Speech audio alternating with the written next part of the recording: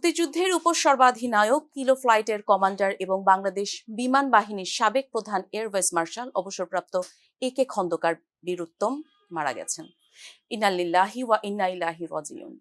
মৃত্যুকালে তার বয়স হয়েছিল প্রায় 96 বছর। শনিবার সকাল 10:35 বার্ধক্যজনিত কারণে তিনি মৃত্যুবরণ করেন বলে আন্তঃবাহিনীর জনসংযোগ পরিদপ্তরের এক সংবাদ বিজ্ঞপ্তিতে জানানো হয়েছে। বেলা 12:30টার দিকে প্রধান উপদেষ্টার প্রেস সচিব শফিকুল আলম ফেসবুকে দেওয়া এক পোস্টে একে খন্দকারের মৃত্যুর খবর জানান।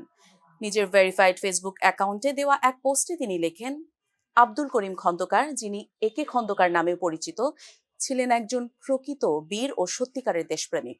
মুক্তিবাহিনীর উপপ্রধান হিসেবে তিনি নেতৃত্বের এক অনন্য দৃষ্টান্ত স্থাপন করেছিলেন। যুদ্ধের পর তিনি বাংলাদেশ বিমান বাহিনী গঠনে ভূমিকা রাখেন এবং জনজীবনে গুরুত্বপূর্ণ দায়িত্ব পালন করেন।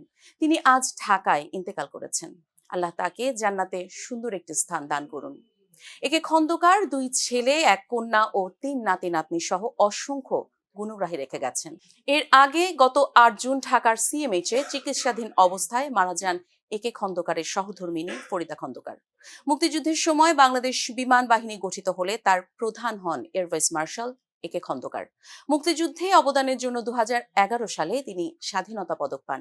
এছাড়া পেয়েছেন বীরুত্তম উপাধি।